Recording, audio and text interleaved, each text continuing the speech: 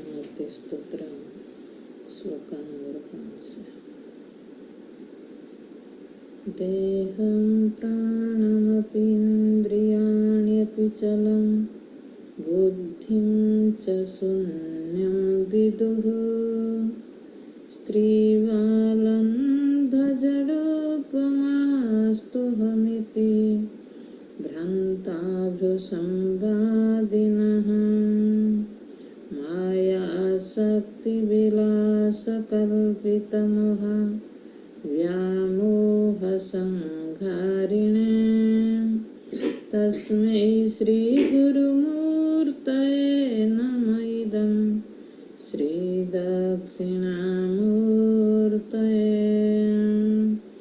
राहुग्रस्तदिवाकरेन्दुसदृशो मायासमाच्छादनात् सन्मात्रकरणोपसंहरणतो यो भूत्सुषुप्तं पुमान् प्रागस्वाप्समिति प्रबोधसमये यः प्रत्यभिज्ञायते तस्मै श्रीगुरुमूर्तये नमः इदं श्रीदक्षिणामूर्तये। बाल्यादिषु जाग्रतादिषु तथा सर्वास्वस्थास्वपि व्यावृतासुन्वर्तमानमहमित्यन्तःस्फुरन्तं सदा स्वात्मानं प्रकटीकरोति भजतं यो मुद्रया भद्रया तस्मै श्रीगुरुमूर्तये नमः इदं श्रीदक्षिणामूर्तये श्रीदक्षिणामूर्तये।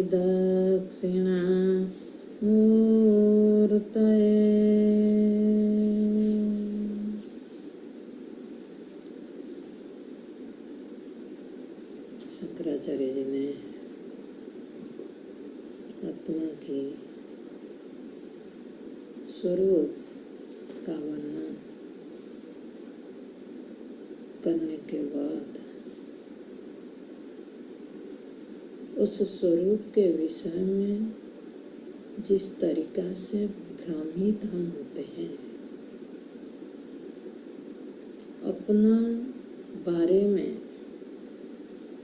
दुनिया क्या क्या भ्रमित हुए हैं उसका वर्णन कर रहे हैं, जिसको हम कहते हैं दर्शन शास्त्र।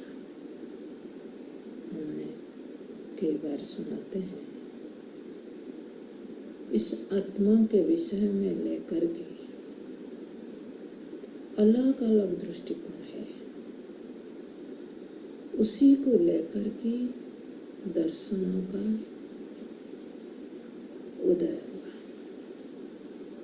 चार्वाक दर्शन, जैन दर्शन, बौद्ध दर्शन। दर्शन मतलब दृष्टि। संख्या दर्शन, वैशेषिक दर्शन, न्याय दर्शन, योग दर्शन, फिर वेदांत दर्शन, मीमांसा, कर्म मीमांसा दर्शन, फिर वेदांत दर्शन। वेदांत में भी 6 प्रकार का होते हैं। विशिष्टाद्वैत, द्वैताद्वैत, शिवाद्वैत, अद्वैत। इस तरफ से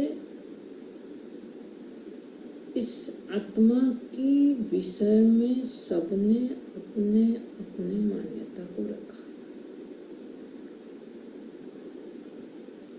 सृष्टि को लेकर के सबने अपना दृष्टि रखा। हमने कई बार ये बात बताया कि सबने अपने अपने दृष्टि रख सकते हैं, लेकिन जिस विषय में जो प्रमाण है, आप किसी भी चीज को प्रमाणित करने के लिए जो बात आप कह रहे हैं, उसके लिए आपके पास दो चीज का जरूरत है। युक्ति आपके पास होना चाहिए, और वो जो बात आप कह रहे हैं, वो बात सामने वाला के अनुभव में आना चाहिए। हमेशा ये चीज याद रखना है। जब तक मेरे अनुभव के क्षेत्र में कोई भी चीज नहीं आता है, उस चीज को मैं कैसे स्वीकार करूं?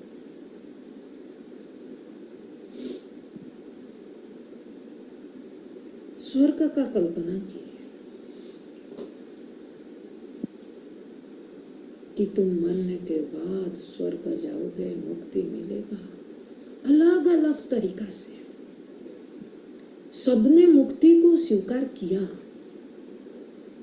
लेकिन अपने को जैसे दिखा उन्होंने ऐसे कहा।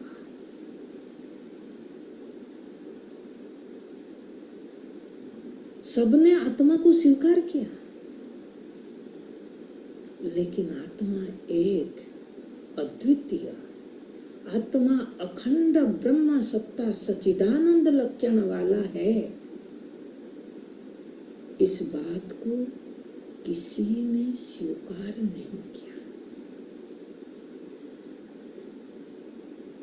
जहां तक अपना दृष्टि गया, उतना में उन्होंने कह डाला।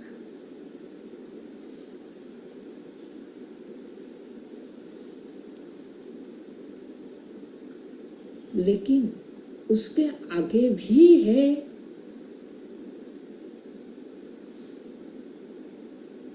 ये भी तो जानना चाहिए। उसी बात को यहां पर उठाया कि आत्मा सत्य है, ज्ञान स्वरूप है। और जिस तरीका से शंकराचार्य जी ने इन्हें दोनों श्लोक में उसको उपस्थापन किए, कोई ये नहीं कह सकता है कि ये मेरा अनुभव के क्षेत्र में नहीं आता है। और युक्ति के साथ उन्होंने वर्णन किया, मनमानी तरीका से नहीं। युक्ति दे दे करके ज्ञान के लिए घड़ा का दृष्टांत दिया।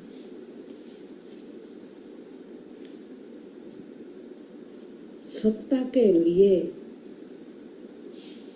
उन्होंने अवस्था त्रय को लेकर के सत्ता का अनुभव कैसे करेंगे, भासमानता, विद्यमानता, उस शब्द के द्वारा उन्होंने उसको सिद्ध किया।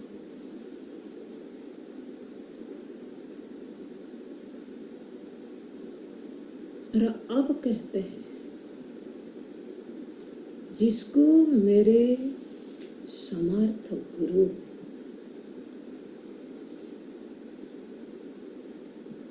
श्रुति ने जैसे कहा, उसको उन्होंने जैसे देखा,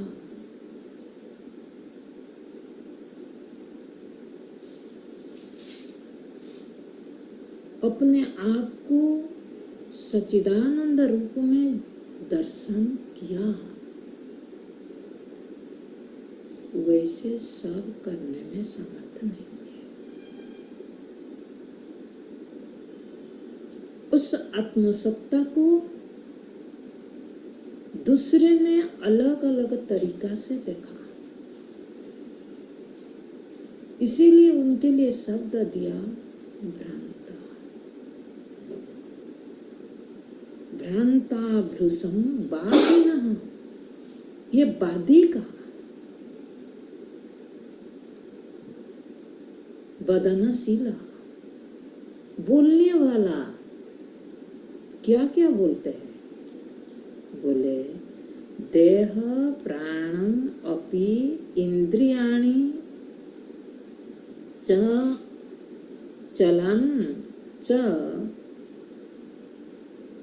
अचलम बुद्धि शून्य विदुः। मतलब किसी ने आत्मा को देह को लेकर के आत्मा कहा, चार्वाक जैसा। चार्वाक क्या कहता है? देह विशिष्ट चेतन आत्मा। आज भी दुनिया में आप बोलो मत चार्वाक कहीं चले गए, इसी समाज में हर तरीका का लोग है। देह को आत्मा मानने वाला है, मन को कोई आत्मा मानने वाला है। मन को आत्मा मतलब क्या? मनो धर्म को अपना धर्म मानना। हम नहीं मानते हैं। मन का धर्म सुखी दुखी, दीर्घ विस्तार, संकुचन प्रसारण, ये जैन दर्शन मानते हैं। आत्मा का संकोचन होता है, प्रसारण होता है। मतलब क्या? जैन दर्शन मन को आत्मा मानते हैं। लोगों ने कई बार हम देखते हैं जैन दर्शन में सुनते तो बोले कि मुलुक तो भी आत्मा कहते हैं, सबने आत्मा कहते हैं, लेकिन आत्मा को किस रूप में देखते हैं? आत्मा जैसा है वैसा तुम वो जो कहते हैं तुम्हारा अनुभव के क्षेत्र में आता है, या तुमको जब कहते हैं आत्मा ऐसा है उनके पास कोई तर्क है उसको सिद्ध करने के लिए?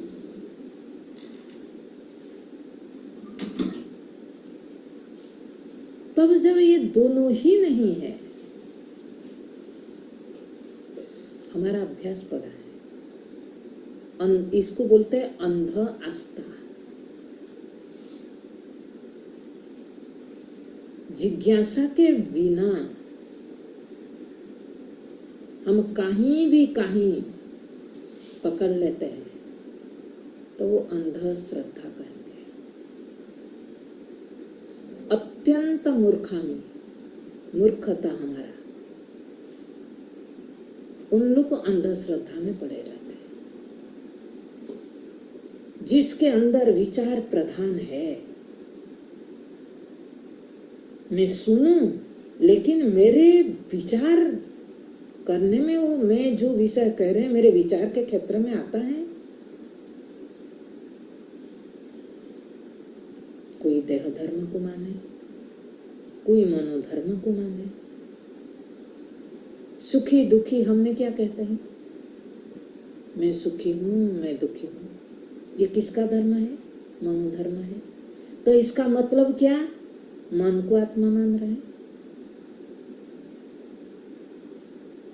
कोई प्राण को आत्मा मानता है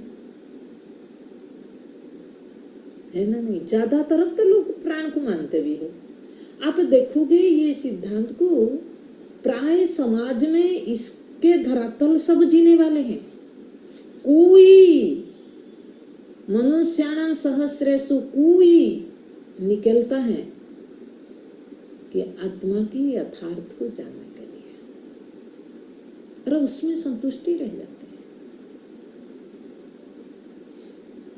इसीलिए कोई प्रबल कमाई किया हूं, यत्न किया हूं बिना पुरुषार्थ से, आत्मा की यथार्थ को जानने के लिए किसी के अंदर ये जिज्ञासा नहीं जगेगी। जन्म जन्म का प्रबल पुरुषार्थ का परिणाम भूत हम संतुष्टि में रह नहीं सकते हैं। जब तक पूर्णता की अनुभूति नहीं है तब तक संतुष्टि नहीं है।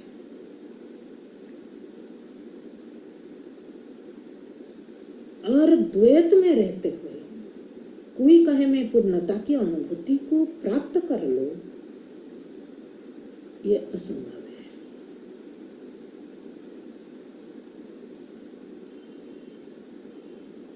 प्राण चल गया तो लोग कहते हैं अरे वो व्यक्ति मर गया,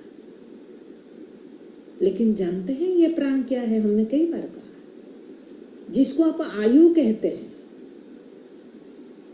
वो आयु क्या है? प्राण वायु। और वो कैसा है? कर्मजन्य है। अगर प्राण आप हो तो इसका मतलब आप कर्म से पैदा हुए।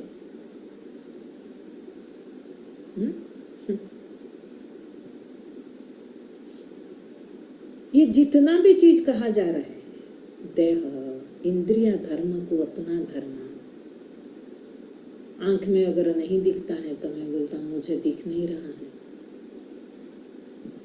कान में सुनाई नहीं देता है तो मुझे सुन नहीं रहा है।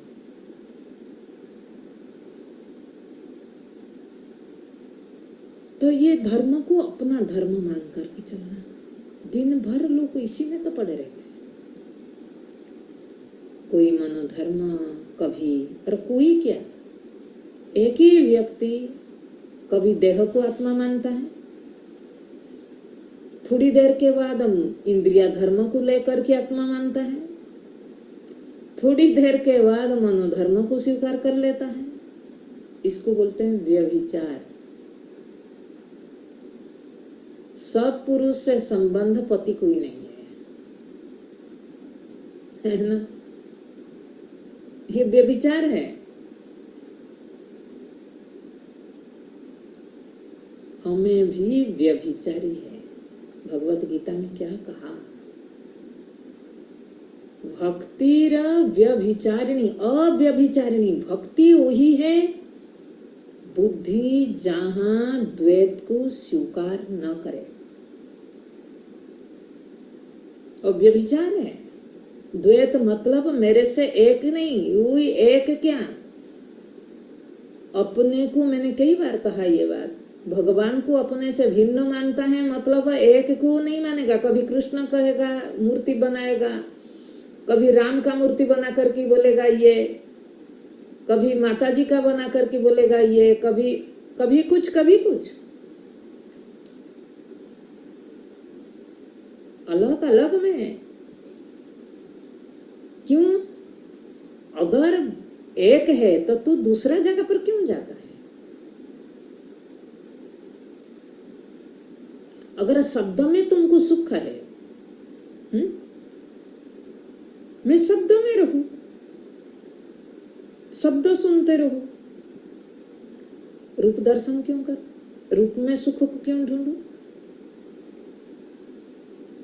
तो हमारा जो खोज है ना, बिल्कुल व्यभिचार रूप से हमारा व्याप्त है। इसीलिए कहीं हम एक जगह स्थिर बैठ नहीं पाते, अस्थिर रहते।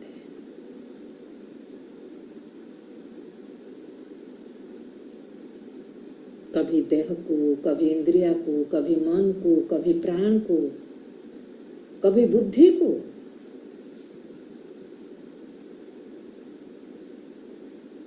और कोई शून्य को, जब कुछ नहीं मालूम पड़ता है। इसको लेकर के अलग अलग दर्शन है। मैंने जैसे कहा, चार्वाक दर्शन देह विशिष्ट चेतन को आत्मा मानता है, जैन दर्शन मन विशिष्ट चेतन को आत्मा मानता है। मतलब चेतन जब भी होगा विशेष होगा। अरे विशेष नाम भेद हो।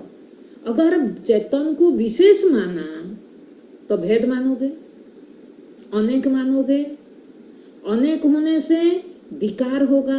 कल हम लोग देख रहे थे, चेतन शब्द का अर्थ है अभिकारी, तुम तो चेतन को विकार स्वीकार कर लिया। इसको कहते हैं विचार प्रक्रिया। अगर हमारा साथ ये विचार होगा, हम कोई भी कह दे कोई चीज हम स्वीकार नहीं कर सकते, बिल्कुल नहीं। क्यों? मेरे बुद्धि स्वीकार नहीं कर पा रहा है, वो मान्यताएं होगा। किसी ने बुद्धि धर्म को, बौद्ध दर्शन ने बुद्धि तक गया। बौद्ध में भाग है, कुछ लोग बुद्धि को मानते हैं, इसीलिए उनका नाम बौद्ध पड़ा, और कुछ लोग शून्य को मानते हैं।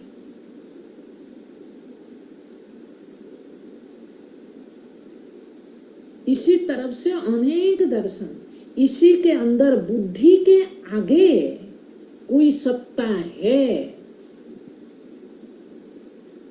बुद्धि को भी जानने वाला कोई है, इस बात को वेदांत के सिवाय किसी ने देख नहीं पाया। जब कोई दर्शन देख नहीं पाया, भगवान शंकर को स्वयं आना पड़ा गुरु रूप में, जिसको दक्षिणामूर्ति रूप में साउथ में पूजा होता है। भगवान शंकर का दक्षिणामूर्ति रूप है,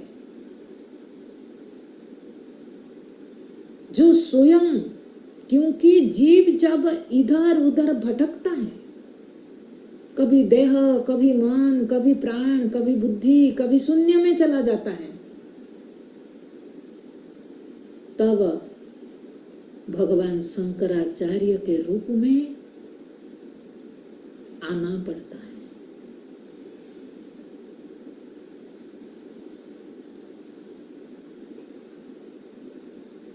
इसी अद्वैत सिद्धांत को रखने के लिए एक सन्यासी ने सारे दर्शनों को इतना छोटी सी उम्र में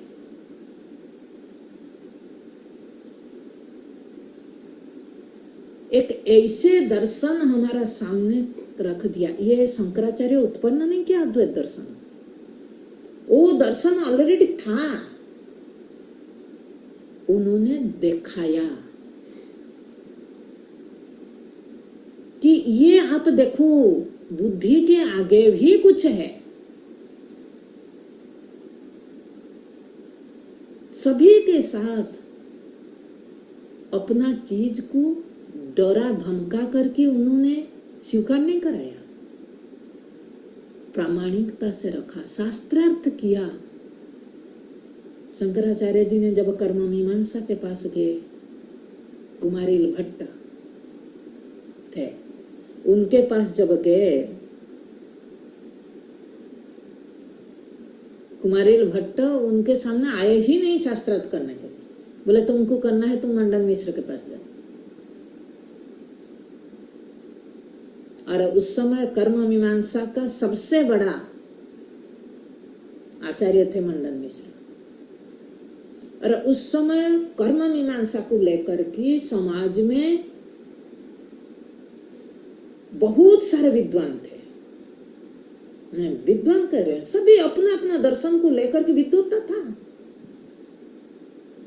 जैमिनी ऋषि कर्म मीमांसा का प्रगाढ़ विद्वान थे, लेकिन इस सबके साथ यही बात को रखा, तुम अपना बात रखो, हम अपना बात रखते हैं। जब बौद्ध दर्शन के साथ साथ उस समय प्रबलता से था बौद्ध दर्शन, बुद्धि को मानना मतलब बुद्धि वृत्ति, जो वृत्ति प्रवाह है, वो बोलते हैं बौद्ध दर्शन वृत्ति ही ज्ञानात्मिका है।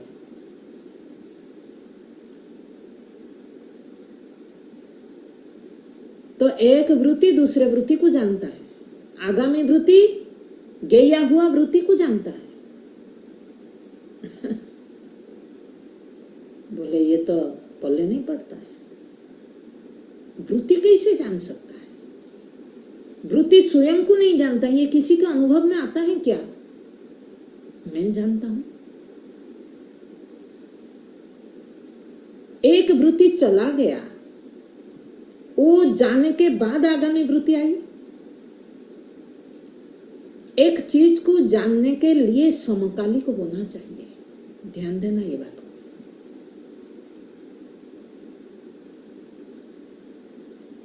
समकालिक दृश्य और दृष्टा अगर समकालिक नहीं होंगे तो दृश्य का ज्ञान कभी होगा नहीं होगा। आप बोलोगे अलग काल में अलग समय पर दृश्य दिखे, अलग समय पर दृष्टा दिखे ना। समकालिक हो, समदेशिक हो, तब जाकर के ज्ञान होता है। वृत्ति तो दो वृत्ति समकालिक नहीं होते हैं। देखो तर्क कैसे दिया जाता है, हम भी होते हैं तो मान लेते हैं, हाँ वृत्ति से तो मालूम पड़ता है। अरे सच बोलो, जब तक हमको कुछ नहीं आता है ना, जो कुछ कोई बोलता है हमको सब अच्छा लगता है। हमारा अभ्यास पड़ा है, जो कुछ कोई बोले हमको कुछ नहीं आता है, और कोई भी कुछ बोल दे तो हाँ बढ़िया बोलता है, अच्छा बोला। लेकिन अपने पास शंका हो तो समाधान मिलता है।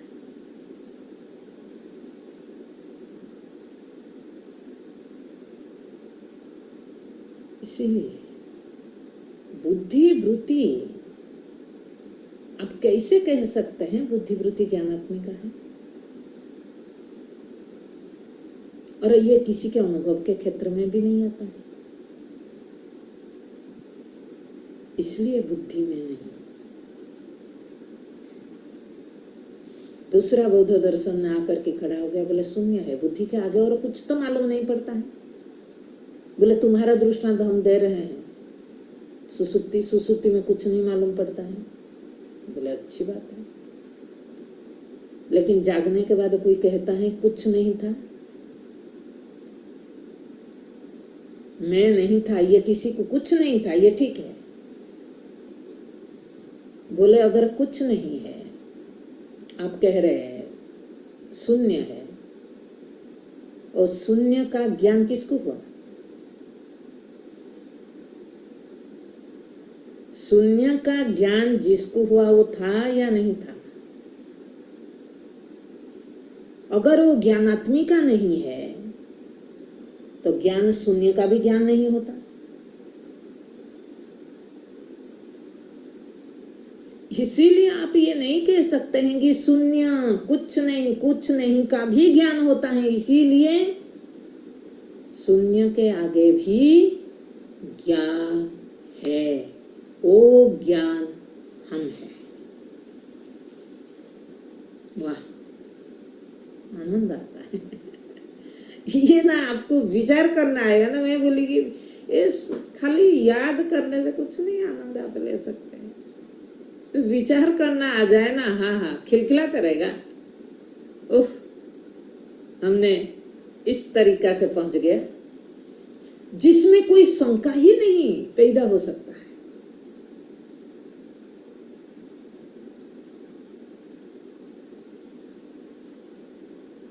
ईश्वर सबको ऐसे ही सद्बुद्धि दे। हमारा तो हमेशा प्रार्थना होता है कि ईश्वर तुम ऐसे हो, सबको दे, ऐसे सद्बुद्धि दो, सब आपको आपके रूप में देखे। आप जैसे हो वैसे देखने में सब समर्थ हो जाए। परमार्थ को परमार्थ के दृष्टि में देखे, मनुष्य के दृष्टि में नहीं, जीव के दृष्टि में नहीं, देह के दृष्टि में नहीं। आप जो हो, जैसा हो, वैसा देखे। बोले लेकिन सब देख नहीं पाते हैं, असमर्थ हैं। क्यों? अपने बुद्धि में जो स्थूल विषय इतना गहरा पड़ा है, स्थूल विषय का प्रभाव हमको क्या कर रहा है? ये एक से एक सूक्ष्म विषय है जिसको ग्रहण करने के लिए बुद्धि का सूक्ष्मता चाहिए, सफाई चाहिए, धार चाहिए। लेकिन हमारा बुद्धि स्थूल विषय में व्यवहार करते करते इतना घिस गया और स्थूल विषय का मलिन जम गया। इसी को सफाई करना है। सफाई करने के लिए बार बार श्रवण का जरूरत है। आप बोलोगे याददाश्त नहीं रहता है, याद नहीं रहता है। मैंने बार बार कह रहा हूं, स्थूल विषय का तो याद रहता है, ये विषय क्यों याद नहीं रहता है? इसका मतलब इस विषय में आप कभी प्रवेश नहीं करते हैं। जो विषय में आप निरंतर प्रवेश करते हैं वो विषय आप कभी भूलते नहीं हैं।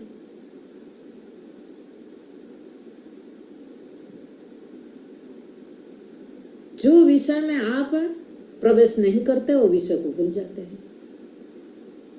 हम रोज, आप तो आपके सामने रोज हम बैठते हैं, दिन भर व्यवहार करते हैं, लेकिन क्यों? क्योंकि व्यवहार जगह में, बुद्धि में, मैंने बोली ना, पितामह भीष्म से ज्यादा व्यवहार किसी ने नहीं किया। लेकिन उन्होंने क्या अंत में जवाब दिया? मैंने कितना भी व्यवहार किया प्रभु, मेरे बुद्धि को कभी व्यभिचारी करने नहीं दिया। मतलब बुद्धि को कभी विषय के शरण में जाने नहीं दिया। ये बात है। तभी प्रभु ने अंतिम समय पर वो बुद्धि को समर्पित कर पाया। हमें भी अपना बुद्धि स्थूल विषय में नहीं है तो सूक्ष्म जो विषय है, आत्म विषय है, उस विषय में बुद्धि को उसमें वर्ण कर सकते हैं। बुद्धि उसके वर्ण में जाएगा, जा नहीं पा रहा है, मतलब बुद्धि में स्थूल विषय का महत्व है।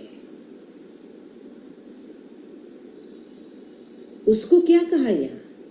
ये देह, इंद्रिया, प्राण, ये सब क्या है? स्थूल विषय है।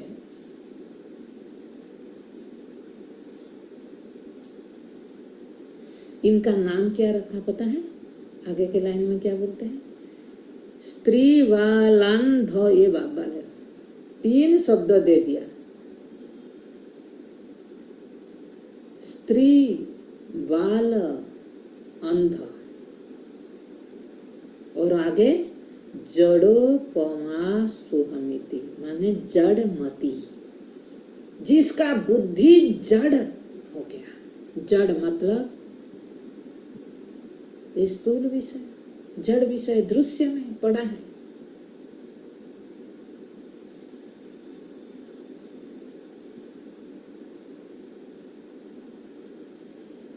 और स्त्री का अभिप्राय क्या पता है? स्त्री के अंदर क्या होता है? ममत्व का प्राधान्यता है। यहाँ स्त्री मतलब स्त्री शरीर मत समझना। स्त्री शरीर में भी बहुत बुद्धिमान भी है, गार्गी जैसा। भले दिखने में शरीर में स्त्री शरीर दिखता है, लेकिन बुद्धि का प्रखरता, क्या विद्वत्ता, उनके अंदर ममत्व नहीं है। स्त्री कहने का अभिप्राय क्या है? जिसके अंदर ममता प्रबल है और ममता प्रतिबंध है। ये मेरा,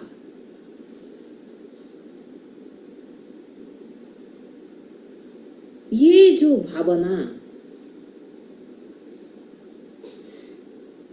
बोले इन लोगों, देह प्राण इंद्रिय को मानने वाला, इनको स्त्री बुद्धि कहेंगे। क्यों? ममत्व है। मम में अहम बुद्धि है। देह मम है, उसमें अहम बुद्धि है। प्राण मम है, मम में अहम बुद्धि करने वाला। स्त्री बाल, बालक, छोटा सा बालक, कुछ समझता है, कुछ नहीं जानता है।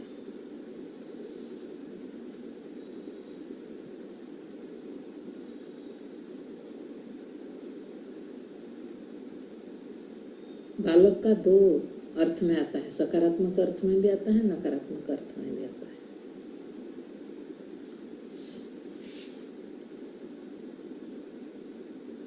नकारात्मक यहाँ पर दिया नकारात्मक अर्थ में। सकारात्मक अर्थ में क्या बालक का निश्चिंतता,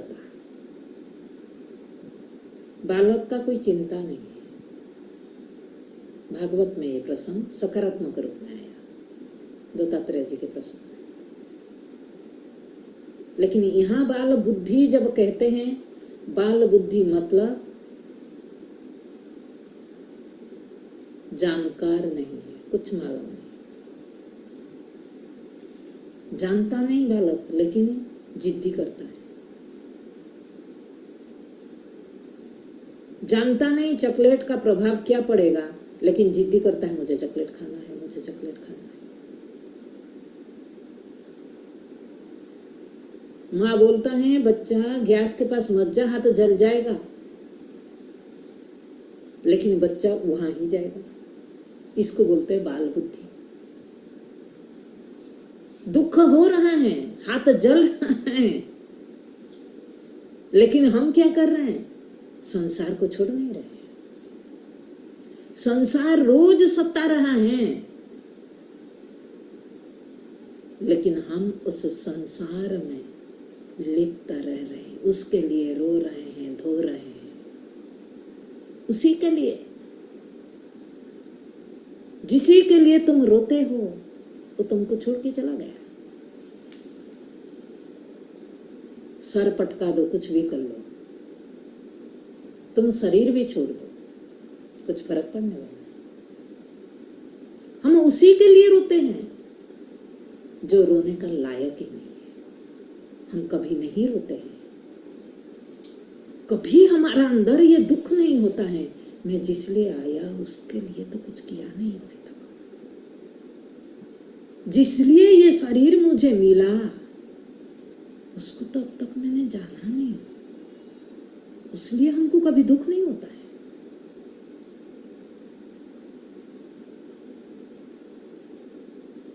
बालक के तरफ जिद्दी करके, हाँ तुम क्या जानते हो, हमको कई बार लोग पढ़ाते हैं, तुम नहीं जानते, मतलब हम गृहस्थी है, तुम गृहस्थ आश्रम में नहीं गए, इसलिए गृहस्थ आश्रम का दर्द तुम क्या जानोगे।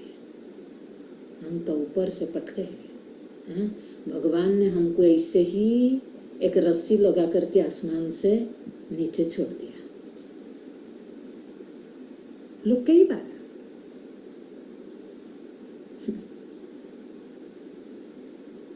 परिस्थिति सबका अलग हो सकता है। गृहस्थ कोई क्या व्यवस्था है क्या? गृहस्थ एक अवधारणा है तुम्हारा, अपने मन के अंदर हमने मैं गृहस्थ हूं, जैसे मैं देह हूं, वैसे ही एक अवधारणा बना करके रखे हैं। ये बाल बुद्धि है। जिद्दी उसी में जीती है,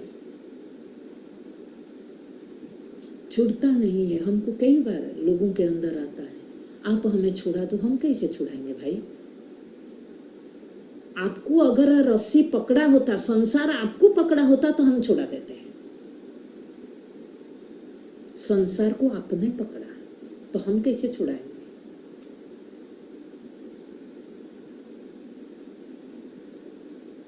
वो मटका के अंदर हाथ है, आपने डाला चना के लिए,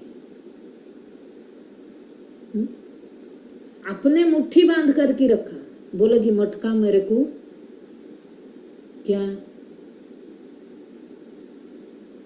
मेरे हाथ को बांध दिया मटका ने, मटका को फोड़ दो। मटका फोड़ने से क्या होगा?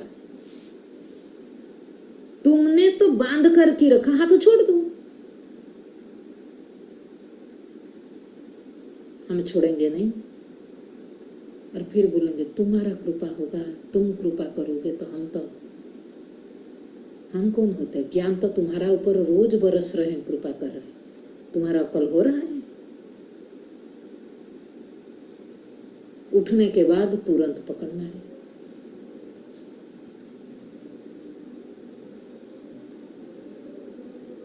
इतना इतना परिस्थितियां ईश्वर ने देता है, किस लिए? हमारा बुद्धि को अकल लगाने के लिए। ये जो तूने जिद्दी करके बाल बुद्धि करके रखा है, देह संबंधी देह से इतना संबंध बना दिया कि देह संबंधियों को ही अपना मान करके रखा है, यही रिश्ता है। उसी के पीछे अपना समय को बर्बाद कर रहे हैं। ये बाल बुद्धि है। इसीलिए कहा स्त्री वाला जो ममता तेरे अंदर है, ये मेरा। हमने कई बार कहा, धन कभी तुमको नहीं कहा मैं तुम्हारा हूं, तुमने कहा धन मेरा है। परिवार तुमको नहीं कहता है तुम मेरे हो, तुम परिवार को कहते हैं तुम मेरा है, और लात मारता है तुमको बार बार, तुम उसके पीछे भागे पड़ते हैं। तुमको चाहता है किसी दिन? उन्होंने नहीं कहा, तुमने कहा ये मेरा है, मेरा रेस्पॉन्सिबिलिटी है। कभी तो ये नहीं कहा मेरा रेस्पॉन्सिबिलिटी है मेरे लिए। दुनिया में सबका रेस्पॉन्सिबिलिटी सबने लेकर के आए। तुम अगर सबका लोगे, वो किसका लेंगे बताओ? वो किसका लेंगे?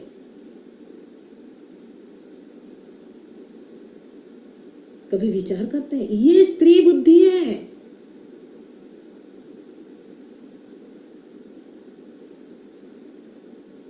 खुद का खुद लेना है। स्त्री बाल अंध कहने के लिए एक शब्द है, बताओ इसके अंदर क्या छिपा हुआ है? अंधा को कुछ दिखता नहीं है। वस्तु सामने है, ऐसा नहीं है, वस्तु सामने है, लेकिन आंख में दृष्टि न होने के कारण, दृष्टि खो जाने के कारण, सामने वस्तु होने पर भी अंधा को नहीं दिखता है। हमें भी वैसे ही है।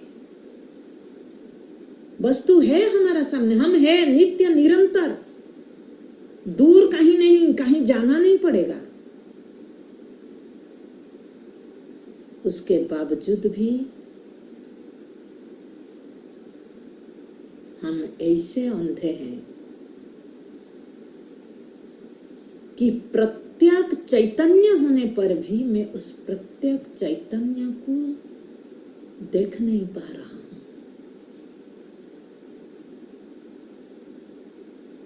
अंधा हूं। संसार के विषय में बिल्कुल आँख खुला हुआ है, लेकिन अपने विषय में कुछ नहीं जानता। ये है अंधा। बोले जड़ बुद्धि। वो जड़ है, अविवेक है। जड़मती, जड़ मतलब जो स्वयं को नहीं जानता है, वही जड़मती। मैं करता तो रहता हूं, लेकिन मैं को जो नहीं जानता है, ऐसे जड़मती वाले हैं। क्या कहते हैं ये लोग? सोहम इति स, ओ स कौन? ओ देह में हूं, प्राण में हूं, इंद्रिया में हूं। इसी के चक्कर में सब पड़े हैं।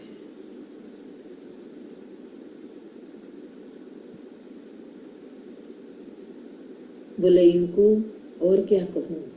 बोले भ्रांता भ्रूसंवादिना। बड़े लंबे लंबे तो भाषण देते हैं इन लोग, बहुत सुंदर प्रवचन करते हैं, बड़े बड़े होर्ड लगता है, पेंडाल बनता है,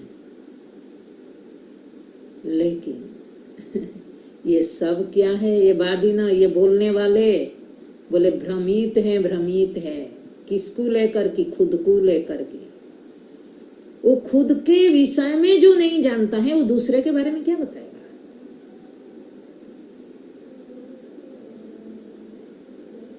खुद के विषय में तो पहले जानो। ये भ्रमित है, खुद के विषय में नहीं जानते हैं, इसीलिए दूसरे चीज को पकड़ते रहते हैं।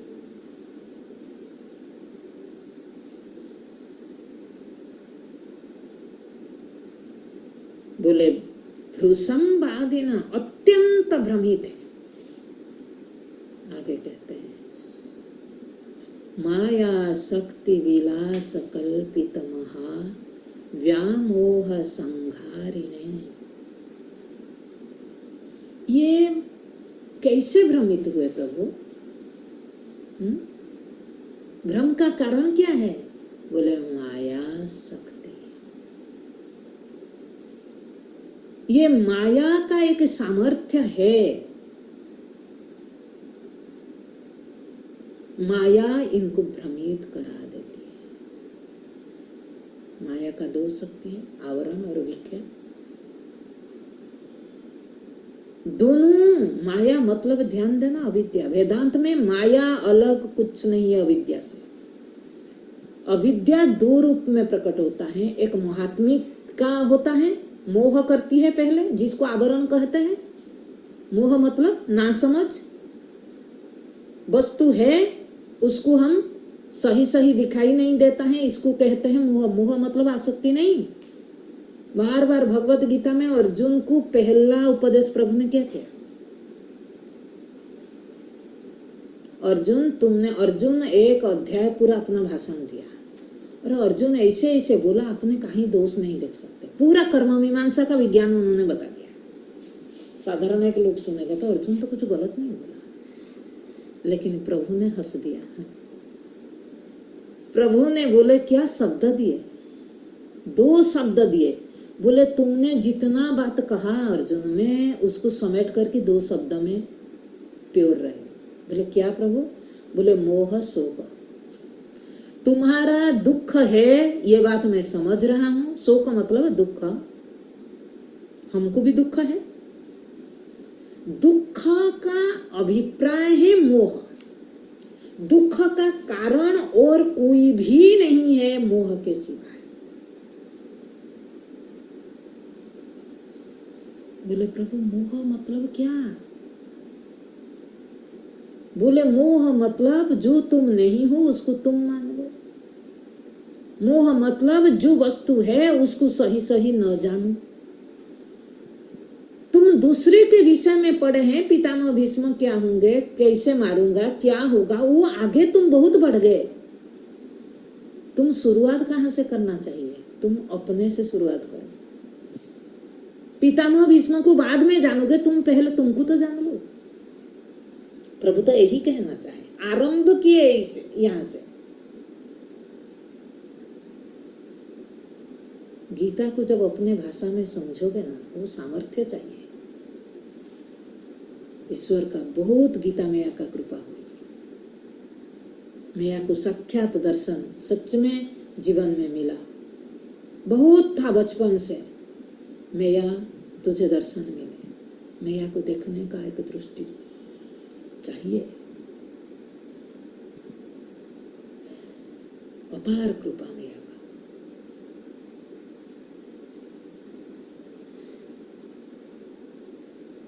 और वो एहसास भी किया कि मैया ने कैसे संभाल के रखा। उसी तरह मोह मतलब, माया मतलब मोह, दो चीज वो करती है साथ साथ। आवरण विक्षेप, मोह सृजन। इसके लिए सबसे बढ़िया हमारा दृष्टांत है रज्जु में सर्प। रज्जु का ज्ञान न होना मोह तुरंत सर्प का दर्शन करा देती है। सर्प का दर्शन क्या है? सृजन करना। आप भी, हम सोचते हैं अपना विषय अलग है, जगत का विषय अलग है। बिल्कुल नहीं। अपने विषय में सही सही समझ नहीं हुआ, तब जगत का सृजन हो गया। सृजन किसने किया? मोह, नासमझ। ये सृष्टि आप जिसको कह रहे हैं, और सृष्टि का सृजन अगर किसी ने किया वो है मोह, न कि ईश्वर ने किया, न कि और किसी ने किया। फालतू बात है। जब तक मोह है तब तक सृजन है। इसीलिए सृजन को हटाओगे क्यों? आप मोह को हटाओ। मोह हट जाएगा, आगे सृजन नहीं होगी। माया शक्ति विलास, विलास शब्द है, विलास मतलब विस्तार, सृजन हो। कल्पित, वो सारे के सारे कल्पना है। मोह से कोई भी चीज वास्तविक नहीं होता है। अविद्या, मोह, अविद्या, माया, ये सब एक ही है, आवरण शक्ति। माया शक्ति विलास कल्पित, जितना विलास हुई, विशेष विशेष रूप में सब प्रकट हुए, सबके सब कल्पित है। व्यामोह संघारिणे, हम ये पूरा जो दुनिया देख रहे हैं ये मोह का विस्तार है, क्रीड़ास्थली है। मोह नचा रहे हैं, हम नाच रहे हैं, वाह। फिर अभिमान लेकर के हमने ये कर दिया, हम ये भी कर सकते हैं। कौन नचा रहा है? भाई तुम्हारा अंदर एक दिखाई नहीं दे रहा है, छिप करके हमको नचा रहे हैं, अभिमान को दिखा रहे हैं। तुम जो नहीं हो उसको पहचान करा रहे हैं, उसी में तुम जगड़ गए, उसका संहार करो। ये मोह में पड़े हो तुम, इसको संहार करने के लिए ऐसे एक मगरमच्छ है हमारा अंदर, जल के अंदर रह कर के हमको खाए जा रहा है। उससे कोई उद्धार अगर करेगा, वही तस्मै श्री गुरुमूर्तये नमः श्री दक्षिणामूर्तये। ऐसे कोई दक्ष है, समर्थ है, वो गुरु है जिसने हमें ये मोह से उद्धार कर सकता है। लेकिन बात तो है कि हम हाथ दें, हम हाथ नहीं देते। मैंने एक बार, किसको याद होगा तो, एक कंजूस व्यापारी का कहानी सुनाई थी। एक कंजूस व्यापारी था, व्यापार करते करते वो गांव में होलसेलिंग मार्केट था, तो सामान देता था और महीना में कलेक्शन करने जाता था। एक दूसरे गांव जाने के समय बीच में नदी आया, उस समय बाढ़ आया था, नदी भर गया था और नदी बड़ा गहरा था। ये नदी पार होकर के जाएगा, नदी में नाव नहीं था, इसको नदी तैरना नहीं आता है। नदी में जब गया, पूरा डूबते जा रहे हैं, डूबते जा रहे हैं। उनके गांव में एक गोयल था, वो गाय चरा रहा था नदी के किनारे। उन्होंने देखा कि ये आदमी डूबते जा रहे हैं, किसी को बुला नहीं रहे हैं, हंस रहा था। उस समय एक दूसरा व्यक्ति आया, बोले भाई वो डूब रहा है, तुम देख कर के हंस रहे हैं? बोले मैं इसलिए हंस रहा है कि उसको बोलो, मैं मेरे हाथ लो, तेरे हाथ दो, वो दिया ही।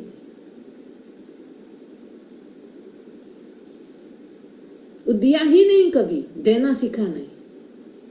तुम लोग को बोलो दे दो, दोगे? नहीं दोगे। लो, हाँ फ्री में मिल रहा है, लो, नहीं लेंगे। हमारा अंदर ये जो कंजूसी पना है, इसको बोलते हैं कंजूस। उन्होंने बोला मैं कब से बोल रहा हूं भाई तुम्हारा हाथ दो। हम हाथ नहीं बढ़ाते हैं, हम हाथ नहीं बढ़ाएंगे और बोलेंगे मुझे उद्धार करो।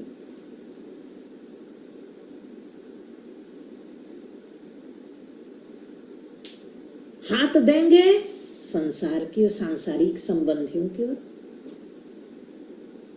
और गुरु को बोलेंगे तुम हमको खींच खींच करके ले लो, वो असंभव है।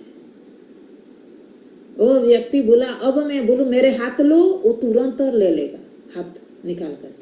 उन्होंने फिर बोला मेरे हाथ लो, तुरंत हाथ इनका लिया और उधार। गुरु भी वही कर रहा है। अरे तुम्हारा हाथ दो, आज तक किसी ने दिया नहीं, चलो तुम्हारा हाथ ना दो, मेरे हाथ लो। हाँ, तुरंत आदत पड़ी है ना। आप अपने आप में झांक करके देखना।